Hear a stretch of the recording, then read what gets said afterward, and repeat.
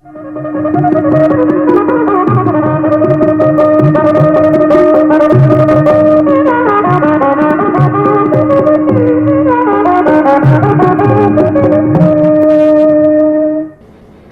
भाषा शिक्षण में आप सबका हार्दिक स्वागत है। पूर्व पाठ में हमने अंतः बहिः इन दोनों अवयवों के बारे में जानकारी प्राप्त की है। अब हम उसका अभ्यास करेंगे। आगे 2-3 नूतन शब्दों का भी अभ्यास करेंगे। नमो नमः। सर्वेषां हार्दं स्वागतम्। संस्कृत संभाषणस्य अभ्यासं कुर्मः किम्? पूर्वतन पाठे अन्तः बहिः इत्यनयोः अभ्यासं कृतवन्तः। इदानीं तस्यैव पुनस्मारणं कुर्मः। प्रकोष्ठः, प्रकोष्ठस्य अन्तः दीपः अस्ति।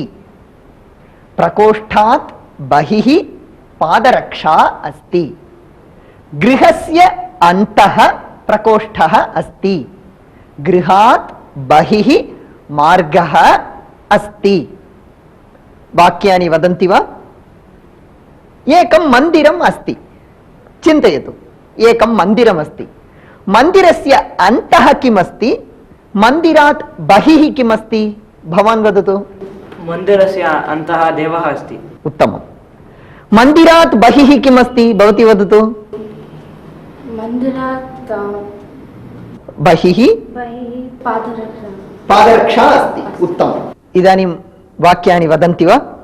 भवती वदतु। मन्दिरात् बहिः मार्गः अस्ति। उत्तमम्। मन्दिरस्य अन्तः भक्ताः सन्ति। उत्तमवाक्यम्। मन्दिरस्य अन्तः घण्टानादः भवति। भवती वदतु। मन्दिरस्य अन्तः अर्चकः अस्ति। मन्दिरात् बहिः भिक्षुकः अस्ति। उत्तमम्। मन्दिरात् बहिः भक्ताः प्रदक्षिणं कुर्वन्ति। भवान् वदतु। मन्दिरात् बहिः वानराः सन्ति। मन्दिरात् बहिः पर्वतः अस्ति। मन्दिरात् बहिः सरोवरम् अस्ति। उत्तमम्। मन्दिरस्य अन्ते मम मित्रम् अस्ति। मन्दिरस्य अन्तः मम मित्रमस्ति। वदतु। मन्दिरस्य अन्तः मम मित्रम् अस्ति। अहम् इदानीं किञ्चित् चित्रं लिखामि।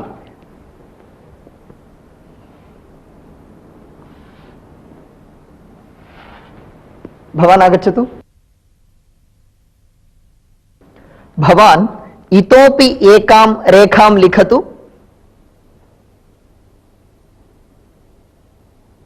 उत्तमम्।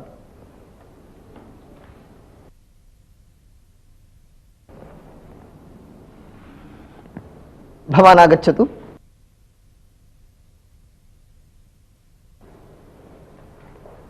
इतोपि एकां रेखां लिखतु। उत्तमम्। भवान् आगच्छतु।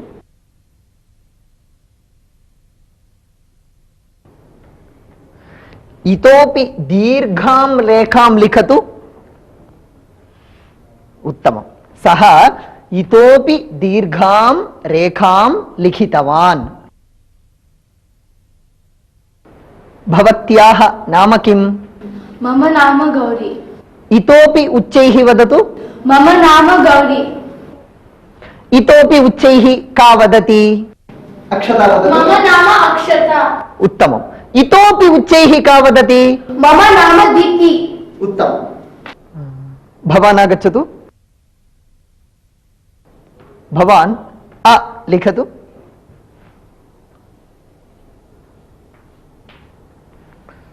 इतोपि बृहत् लिखतु। इतोपि बृहत् लिखतु। इतोपि बृहत् कः लिखति?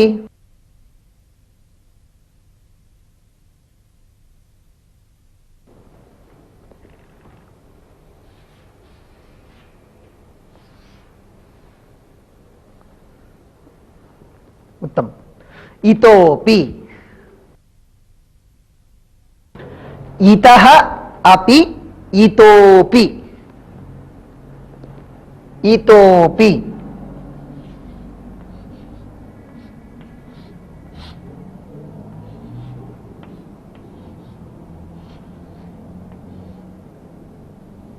इतोपि अहं किञ्चित् संगीतं जानामि अहम् इतोपि संगीतं ज्ञातुम् इच्छामि अहं किञ्चित् संस्कृतम् अधीतवान् अहम् इतोपि संस्कृतम् अध्येतुम् इच्छामि किञ्चित् अभ्यासं कुर्मः वा अहं बाबुलालः किञ्चित् खादति इति वदामि भवन्तः बाबुलालः इतोपि खादितुम् इच्छति इति वदन्तु बाबुलालः किञ्चित् खादति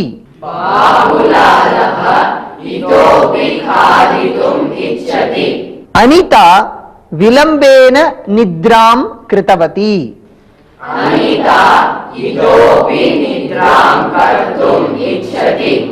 राकेशः किञ्चित् श्रुतवान्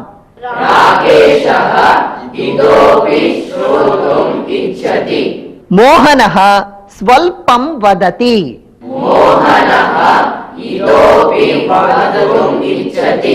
इतोपि वक्तुम् इच्छति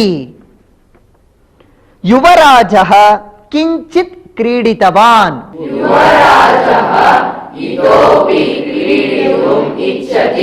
सीता संगीतं गीतवती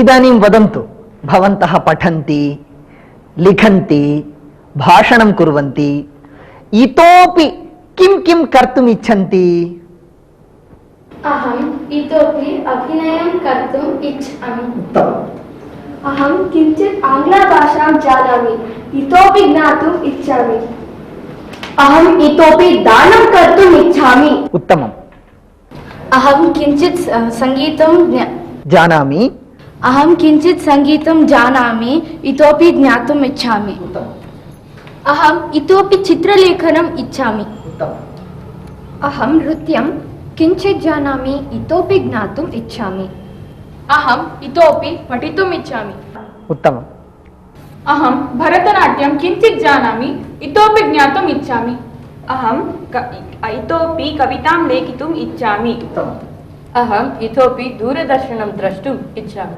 भवान् इतोपि किं कर्तुम् इच्छति मम किञ्चित् सामान्यज्ञानम् अस्ति अहम् इतोपि ज्ञातुम् इच्छामि अहम् इतोपि सङ्गीतं श्रोतुम् इच्छामि अहम् इतोपि क्रीडितुम् इच्छामि अहम् इतोपि नाटकं द्रष्टुम् इच्छामि अहम् इतोपि भगवद्गीतां ज्ञातुम् इच्छामि अहम् इतोपि संस्कृतं ज्ञातुम् इच्छामि उत्तमम् अहम् इतोपि वेदमन्त्रं पठितुम् इच्छामि अहम् इतोपि तबलावादनं कर्तुम् इच्छामि अहम् इतोपि पादकन्दुकं क्रीडितुम् इच्छामि उत्तमम् इतोपि अर्थम् अवगच्छति वा इतः अपि इन दोनों शब्दों के योग से बना है इतोपि शब्द जिसका अर्थ है और भी या थोड़ा और भी ज्यादा और भी कम इत्यादि अर्थ में इसका प्रयोग होता है अब आप एक दृश्य देखिए जिसमें इसका प्रयोग किया गया है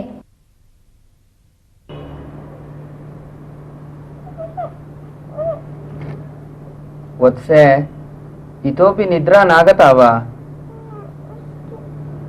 नेत्रनिमीलनं करोतु देवं स्मरतु तदा निद्रा आगच्छति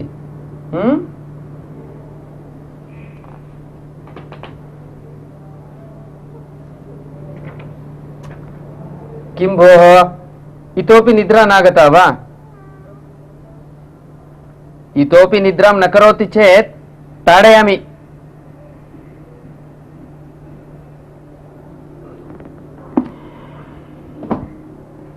अस्तु अहमेव शाययामि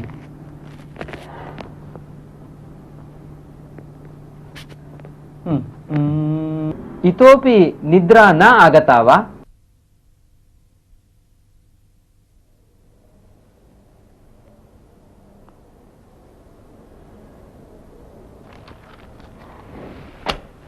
अष्टवादनम् अभवत्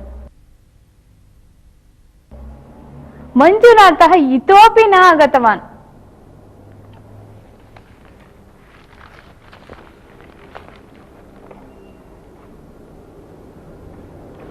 भोः कस्य प्रतीक्षामस्ति? मञ्जुनाथस्य। सः इतोपि न आगतवान्।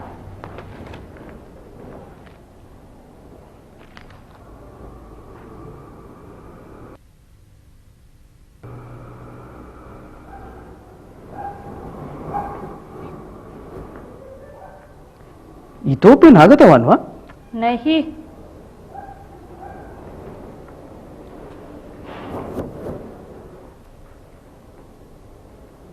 मञ्जुनाथः इतोपि न आगतवान्। मञ्जुनाथः इतोपि नागतवान्? अत्र कः गीतं सम्यक् गायति? भवान् गायति वा? अहं न गायामि। भवान् गायति वा? अहं न गायामि, श्रीपादः गायति। श्रीपादः गायति वा? एकं संस्कृतगीतं गायतु। वातापि गणपतिं भजेऽहं वातापि गणपतिं भजेऽहं वातापि गणपतिं भजेऽहं वातापि गणपतिं भजेऽहं वातापि गणपतिं भजेऽहं वातापि गणपतिं भजेऽहं सङ्गीतम् इत्युक्ते स्यम् अहं बहु इच्छामि। सङ्गीतम् इत्युक्ते मम बहु आनन्दः अस्ति। पायसम् इत्युक्ते अहं चषकद्वयमपि पिबामि। इत्युक्ते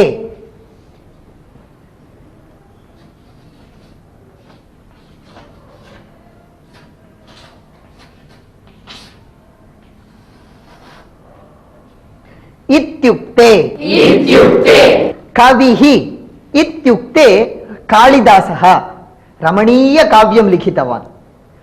तबलावादकः इत्युक्ते जाकिर हुसैन। आदिकविः इत्युक्ते कः? आदिकविः इत्युक्ते वाल्मीकिः। उत्तमम्। आदिकाव्यम् इत्युक्ते किम्? आदिकाव्यम् इत्युक्ते रामायणम्। नाटकम् इत्युक्ते अभिज्ञानशाकुन्तलम्। नाटकम् इत्युक्ते किम्?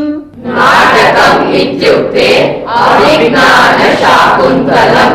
संस्कृतिः इत्युक्ते भारतीय संस्कृतिः। संस्कृतिः इत्युक्ते संस्कृतिः इत्युक्ते भारतीय संस्कृतिः। अहम् इदानीं शब्दद्वयं वदामि। इत्युक्ते योजयित्वा वाक्यं वदन्तु। लम्बोदरः गणेशः। लम्बोदरः इत्युक्ते गणेशः। दाशरथिः श्रीरामः। दाशरथिः इत्युक्ते श्रीरामः। वैनतेयः गरुडः। वैनतेयः इत्युक्ते गरुडः। सौमित्रिः लक्ष्मणः। सौमित्रिः इत्युक्ते लक्ष्मणः। गिरिजा पार्वती। गिरिजा इत्युक्ते पार्वती। पाकशासनः देवेन्द्रः। पाकशासनः इत्युक्ते देवेन्द्रः। अच्युतः श्रीकृष्णः। अच्युतः इत्युक्ते श्रीकृष्णः। गाङ्गेयः भीष्मः। गाङ्गेयः इत्युक्ते भीष्मः। कौन्तेयः अर्जुनः। कौन्तेयः इत्युक्ते अर्जुनः। वाग्देवी सरस्वती। वाग्देवी इत्युक्ते सरस्वती। नेताजी सुभाष चंद्र बोस। नेताजी इत्युक्ते सुभाष चंद्र बोस। राजाजी राजगोपालाचार्यः। राजाजी इत्युक्ते राजगोपालाचार्यः। जेपी जयप्रकाश नारायणः। जेपी इत्युक्ते जयप्रकाश नारायणः। चेन्नई मद्रास। चेन्नई इत्युक्ते मद्रास। मुंबई बॉम्बे। मुंबई इत्युक्ते बॉम्बे। इत्युक्ते। इदानीं भवन्तः वाक्यानि वदन्ति वा? वृष्णिवंशप्रदीपः इत्युक्ते श्रीकृष्णः। उत्तमम्। अन्य कः वदति? छलवादी इत्युक्ते दुर्योधनः। भ्रातृवत्सल इत्युक्ते लक्ष्मणः। भ्रातृवत्सलः इत्युक्ते लक्ष्मणः। दशग्रीवः इत्युक्ते रावणः। उत्तमं। धाता इत्युक्ते ब्रह्मा। षण्मुखः इत्युक्ते सुब्रह्मण्यः। उत्तमं। विघ्नेश्वरः इत्युक्ते गणेशः। कृष्ण इत्युक्ते द्रौपदी। द्रौपदी। कृष्णा इत्युक्ते द्रौपदी। वदतु। कृष्ण इत्युक्ते द्रौपदी। उत्तमं। दानशूरः इत्युक्ते कर्णः। उत्तमम्। अत्र पाञ्चाली इत्युक्ते द्रौपदी। बादरायणः इत्युक्ते व्यासः। धर्मराज इत्युक्ते युधिष्ठिरः। पुनः वदतु। धर्मराजः इत्युक्ते युधिष्ठिरः। पतिव्रता इत्युक्ते सीता। पार्थः इत्युक्ते अर्जुनः। मेघश्यामः इत्युक्ते कृष्णः। सत्यवादी इत्युक्ते हरिश्चन्द्रः। महादेवः इत्युक्ते शङ्करः। भगवद्गीता पुस्तकं। भगवद्गीतायाः आरम्भे पार्थाय प्रतिबोधिताम् इति श्लोकः अस्ति। भगवद्गीतायाः आरम्भे पार्थाय प्रतिबोधिताम् इति श्लोकः अस्ति। भगवद्गीतायाः अन्ते यत्र योगेश्वरः कृष्णः इति श्लोकः अस्ति। आरम्भे अन्ते। कक्ष्यायाः आरम्भे शिक्षकः नमो नमः इति वदति। कक्ष्यायाः अन्ते धन्यवादः इति वदति। आरम्भे अन्ते।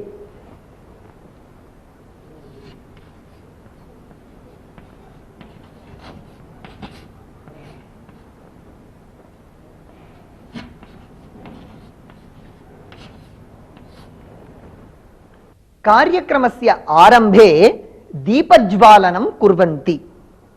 कार्यक्रमस्य अन्ते वन्दनार्पणं कुर्वन्ति। कक्ष्यायाः आरम्भे शिक्षकः वाक्यं वदति। कक्ष्यायाः अन्ते अभ्यासं कारयति। पूजायाः आरम्भे विनायकस्तोत्रं वदन्ति। पूजायाः अन्ते आञ्जनेयस्तोत्रं वदन्ति। कविः काव्यस्य आरम्भे मङ्गलाचरणं करोति। काव्यस्य अन्ते अपि मङ्गलाचरणं करोति। आरम्भे अन्ते। वदतु। आरम्भे अन्ते। इदानीं वाक्यं वदन्ति वा? आरम्भे अन्ते। कः वदति? अहं मङ्गलकार्यस्य आरम्भे गणेशं नमामि। उत्तमं। कार्यस्य आरम्भे विनायकं स्मरामः। सम्यक्। अहं दिनस्य आरम्भे देवं नमामि। उत्तमम्। अहं भोजनस्य अन्ते फलं खादामि। उत्तमम्। अहं भोजनस्य आरम्भे अन्ते च हस्तप्रक्षालनं करोमि। सम्यक्। नाटकस्य आरम्भे नान्दीगीतं गायन्ति। उत्तमम्। अहं पठनस्य आरम्भे पूजां करोमि। उत्तमम्। अहं भोजनस्य आरम्भे श्लोकं वदामि। उत्तमम्। अहं निद्रायाः आरम्भे देवं नमामि। अहं भोजनस्य अन्ते तक्रं पिबामि। भवान् वदतु। अध्ययनस्य आरम्भे अहं देवं स्मरामि। दिनस्य आरम्भे अहं स्नानं करोमि। हरिकथामृतस्य आरम्भे मङ्गलश्लोकः अस्ति। कार्यक्रमस्य अन्ते वन्दे मातरं गायामः। सम्यक्। अहम् आरम्भे पद्यं पठामि, अन्ते कण्ठपाठं करोमि। सम्यक्। कक्ष्याः अन्ते घण्टानादः भवति। कक्ष्यायाः अन्ते। कक्ष्यायाः अन्ते घण्टानादः भवति। उत्तमम्। शालायाः आरम्भे सर्वे प्रार्थनां कुर्वन्ति। उत्तमम्। आरम्भे। वदतु। आरम्भे अन्ते। अन्ते। इदानीं वयम् एकं सुभाषितं शृणुमः।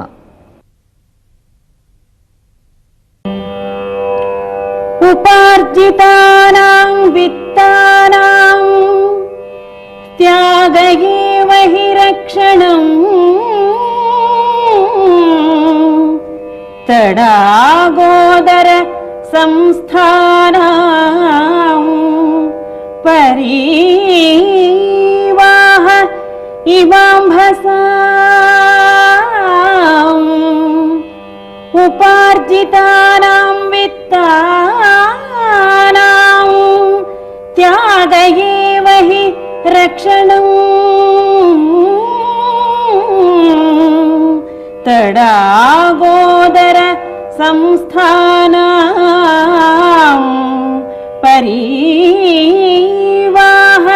इवाम्भसां परीवाह इवाम्भसां परीवाह इवाम्भसां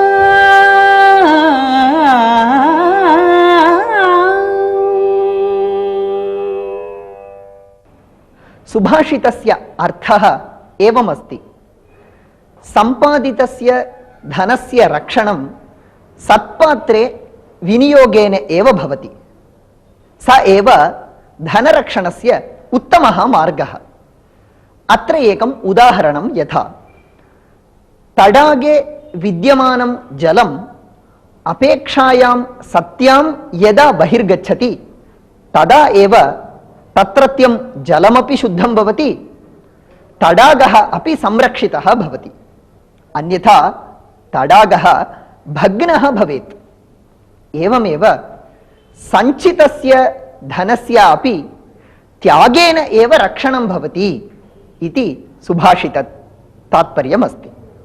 सुभाषित का अर्थ ये है, अपने द्वारा अर्जित किए धन को दूसरों की भलाई के लिए त्याग करने से ही धन का वास्तविक संरक्षण होता है। जैसे जब तालाब पानी से भर जाता है तब तालाब के बांध को थोड़ा सा काटकर तालाब के पानी को निकालकर ही तालाब सुरक्षित बन पाता है, उसी प्रकार धन के दान करने से ही धन की सुरक्षा होती है। वयम् इदानीम् एकं दृश्यं पश्यामः यत्र एतस्य उपयोगः भवति।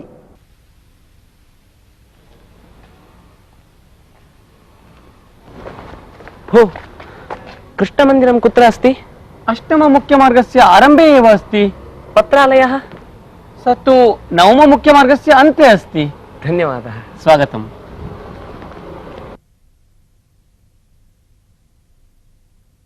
अहम् इदानीम् एकां कथां वदामि। सावधानं शृण्वन्तु। पूर्वं भारते हर्षमहाराजस्य शासनम् आसीत्। तस्मिन् समये चीनदेशस्य पर्यटकः ह्युआन्स्वाङ्ग् महोदयः भारतम् आगतवान्। भारते सर्वत्र पर्यटनं कृतवान्। भारतीय संस्कृतिम् अधीतवान्। अत्रत्यानां जनानां विषये सम्यक् परिशीलनं कृतवान्। अत्र ग्रन्थानाम् अमूल्य वस्तूनां संग्रहणं कृतवान्। प्रस्थानसमये ह्युआन्स्वाङ्ग् महोदयः हर्षचक्रवर्तिनं दृष्टवान्। स्व अनुभवम् उक्तवान्। महाराजाय धन्यवादसमर्पणमपि कृतवान्। महाराजः अपि अतीव सन्तुष्टः। सः ह्युआन्स्वाङ्ग् महोदयाय राजश्री नामिकां नौकां दत्तवान्। 20 वीरानपि ह्युआन्स्वाङ्ग् महोदयेन सह प्रेषितवान्। प्रेषणसमये हर्षमहाराजः वीरान् उक्तवान्, भोः वीराः, अस्यां नौकायाम् अनेके धर्मग्रन्थाः, अनेकानि ऐतिहासिकवस्तूनि च सन्ति। एतानि च भारतीयसंस्कृतेः प्रतीकानि, अमूल्यानि च। अतः एतेषां रक्षणं भवताम् आद्यं कर्तव्यम् इत्युक्तवान् हर्षमहाराजः। समुद्रे यात्रा आरब्धा। अनेकदिनपर्यन्तं कोऽपि विघ्नः न सञ्जातः। एकस्मिन् दिने समुद्रे चण्डमारुतः आरब्धः। नौका दोलायमाना सञ्जाता। नौका भग्ना भवेद्वा इति संशयः उत्पन्नः। भीतः प्रधाननाविकः उक्तवान्, इदानीं नौका भग्ना भवेत्, प्राणान् रक्षन्तु, अत्र विद्यमानानि पुस्तकानि ऐतिहासिकवस्तूनि च समुद्रे क्षिपन्तु इत्युक्तवान्। तदा योधनायकः उक्तवान्, भोः वीराः, एतेषां धर्मग्रन्थानाम् अमूल्यवस्तूनां तद्वारा भारतीयसंस्कृतेः रक्षणम् अस्माकम् आद्यं कर्तव्यं। तदर्थं सर्वे सिद्धाः भवन्तु। प्राणादपि कर्तव्यं परिपालनीयम् इति। तदा वीराः सर्वे एकैकशः तृणमिव स्वशरीरं समुद्रे क्षिप्तवन्तः। संस्कृतिरक्षणार्थं स्वप्राणानपि समर्पितवन्तः। संस्कृतिरक्षणार्थं भारतीयानां कर्तव्यतत्परतां दृष्टवतः ह्युआन् स्वाङ्ग् महोदयस्य नेत्रतः अश्रुप्रवाहः सञ्जातः। सर्वे कथां ज्ञातवन्तः किल? धन्यवादः। नमो नमः। इसके साथ ही अब यह